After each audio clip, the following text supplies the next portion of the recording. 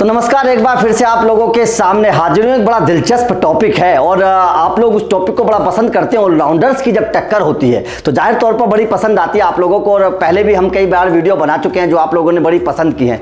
एक और टक्कर ऑलराउंडर्स की हम करेंगे आईपीएल 2023 में, मुंबई वर्सेज केकेआर, क्योंकि दोनों टीमों के पास अच्छे ऑलराउंडर्स की पूरी फौज है। दोनों टीमों के ऑलराउंडर्स की बड़ी चर्चा इस बार हो रही है। तो मुंबई और केकेआर की बात हमेशा इसलिए होती है क्योंकि केकेआर के पास सबसे विध्वंसक ऑलराउंडर्स में से एक पूरी जोड़ी बनी हुई है इस बार। आंद्रे रसल हैं, नरेन है, शाकिब अल हसन है, उसके बाद में शार्दुल ठाकुर हैं, डेविड विजय हैं, तो ऐसे वेंकटेश अय्यर, तो मतलब बहुत अच्छे ऑलराउंडर्स की पूरी फौज इस बार केकेआर के पास है। इसीलिए केकेआर की टक्कर बाकी टीमों से हम करने की कोशिश करते हैं कि कितनी पानी में है बाकी टीमें, बाकी टीमों के पास ऑलराउंडर्स के तौर पर कितनी मजबूती है, यह जानने की कोशिश करता। हमने सीएसके का बनाया, सीएसके की आपने देखी, बाकी टीमों का भी बनाया, राजस्थान का बनाया, वो भी आपने देखा। अब बात करते हैं केकेआर वर्सेस मुंबई कि केकेआर और मुंबई इन दोनों टीमों के पास अगर ऑलराउंडर्स की दोनों टीमों की टक्कर करें तो कौन सी टीम के ऑलराउंडर्स के पास ताकत है, कौन सी टीम के ऑलराउंडर ज्यादा खतरनाक है, किस टीम के ऑलराउंडर्स के पास ज्यादा बल्लेबाजी की, गेंदबाजी की ताकत है, यह हम जानने की कोशिश करेंगे। अब देखिए, बात करते हैं पहले केकेआर की। आंद्रे रसल, उसके बाद में सुनील नरेन, शार्दुल ठाकुर, वेंकटेश अय्यर आप लोगों को पता है, शाकिब अल हसन इस बार है, डेविड विजय, नीतीश राणा को भी मैं ऑलराउंडर्स की लिस्ट में रखता हूं क्योंकि वो गेंदबाजी और बल्लेबाजी दोनों प्रॉपर तरीके से कर लेते हैं। अब यहां पर टक्कर अगर करें, मुंबई के ऑलराउंडर है टिम डेविड, ब्रेविस, उसके बाद में कैमरून ग्रीन, ऋतिक शौकीन, शम्स मुलानी, उसके बाद में नेहल वढेरा और उसके बाद में पीयूष चावला। हालांकि मैं पीयूष चावला को मुंबई ने अपनी वेबसाइट पर लिखा हुआ है ऑलराउंडर्स की लिस्ट में, इसीलिए मैंने पीयूष चावला को यहां पर लिखा है, लेकिन मुझे ऐसा लगता है कि पीयूष चावला से बेहतर जोफ्रा आर्चर है, जोफ्रा आर्चर, क्योंकि जोफ्रा आर्चर लंबे लंबे छक्के लगाने के लिए जाने जाते हैं, निचले क्रम पर वो बहुत अच्छी बल्लेबाजी कर सकते हैं, हमने कई मौकों पर देखा है, और गेंदबाज तो माशाल्लाह खैर वो ही है। अब टक्कर करते हैं कि दोनों टीमों क्या कौन सा ऑलराउंडर ज्यादा विध्वंसक है, ज्यादा दमदार है दोनों टीमों में से, कौन सी टीम का। अब देखिए, यहां पर अगर रसल की बात करें तो रसल और टिम डेविड, क्योंकि टिम डेविड इस वक्त शानदार फॉर्म में है, बहुत अच्छी बल्लेबाजी भी कर रहे हैं, गेंदबाजी भी कर रहे हैं, इस वक्त कमाल के टच में टिम डेविड हैं। लेकिन आंद्रे रसल में क्या एक ज्यादा एडवांटेज है, वो ये है कि वो चौकों पे कम भरोसा करते हैं, सिंगल डबल पर कम भरोसा करते हैं, वो छक्कों पे ज्यादा करते हैं। और उनका अगर टी20 का इतिहास आप उठाकर देखेंगे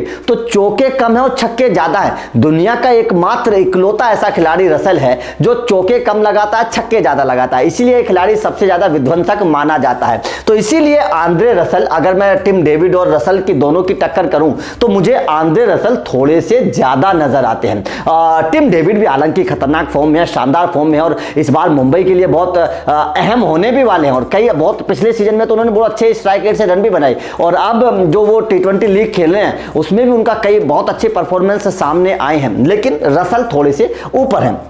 अब बात है नरेन और ब्रेविस, दोनों एक ही तरीके के खिलाड़ी हैं, स्पिन ऑलराउंडर हैं, दोनों कमाल के बल्लेबाज हैं, कमाल की गेंदबाजी भी करते हैं। ब्रेविस को हमने पिछले सीजन में देखा, विराट कोहली को आउट किया था। नरेन जरूर अपनी गेंदबाजी से प्रभावित कर रहे हैं, लेकिन बल्लेबाजी में नरेन इस वक्त थोड़े से मुझे वीक नजर आते हैं।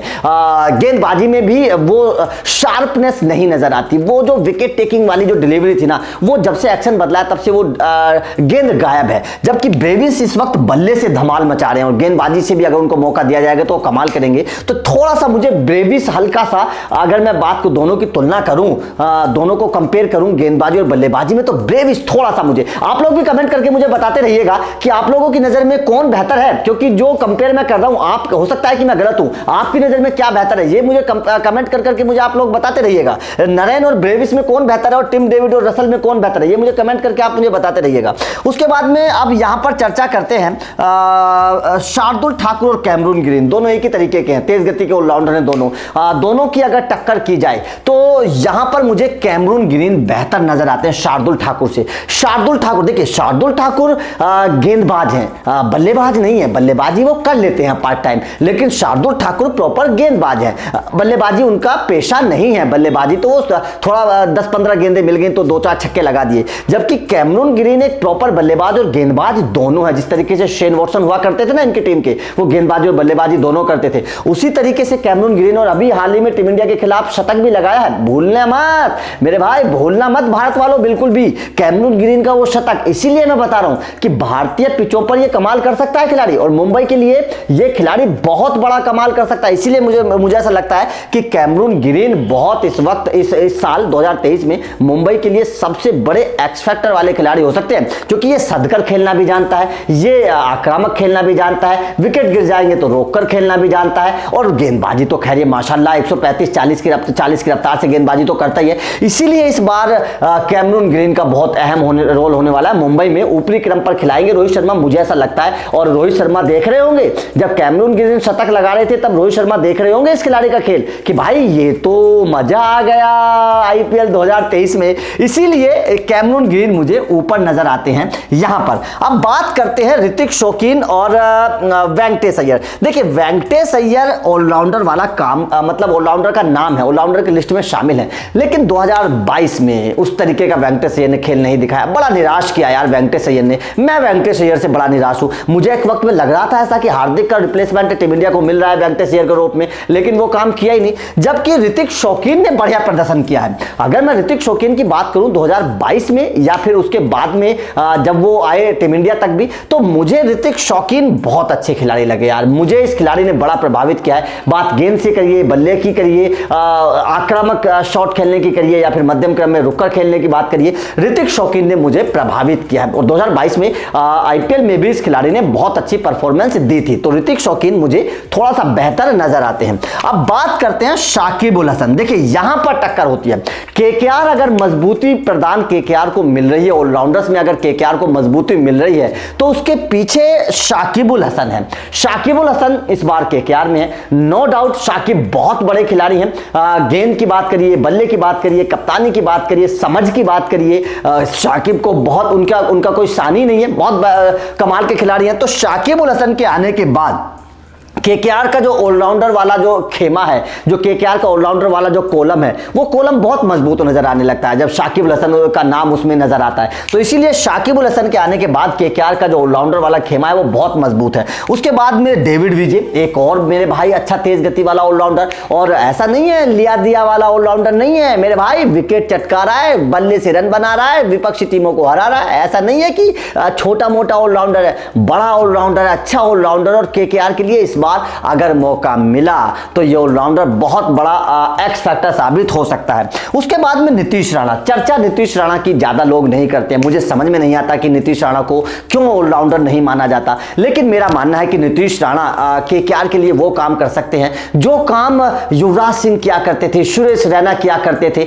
वो काम नीतीश राणा कर सकते हैं। लेकिन आजमाया नहीं जा रहा है। नीतीश राणा को मैं इस बार चाहता हूं कि 2023 में इनसे प्रॉपर गेंदबाजी करवाई जाए, कम से कम 2-3 ओवर हर मैच में इनसे करवाया जाए तो मेरे हिसाब से शायद बेहतर होगा। तो अगर नीचे आते हैं ना, तो यहां पर जो है मुंबई थोड़ी सी कमजोर नजर आती है। अगर ऑलराउंडर्स की बात करें, प्रॉपर ऑलराउंडर मुंबई के पास Tim David, Brevis, Cameron Green और आपके शौकीन, ये 4 ही ऑलराउंडर बस केवल मुंबई के पास हैं। जबकि अगर केकेआर की मैं बात करूं तो रसल है, नारायण है, शार्दुल है, शाकिब अल हसन प्रॉपर ऑलराउंडर है, विजय प्रॉपर ऑलराउंडर, और शार्दुल को तो कहा जा रहा है। तो 1 2 3 4 5 6 नीतीश राणा को भी मान लिया जाए तो 7 ऑलराउंडर हो जाते हैं केकेआर के पास, और प्रॉपर 4 ऑलराउंडर केवल रहते हैं मुंबई के पास। क्योंकि शम्स मुलानी नहीं खेलेंगे प्लेइंग 11 में, नेहल वढेरा नहीं खेलेंगे प्लेइंग 11 में, पीयूष चावला को क्या आप प्रॉपर ऑलराउंडर मानेंगे, ये बहुत बड़ा सवाल है। मैं पीयूष चावला से तो बेहतर जोफ्रा आर्चर को मानूंगा। तो यहां पर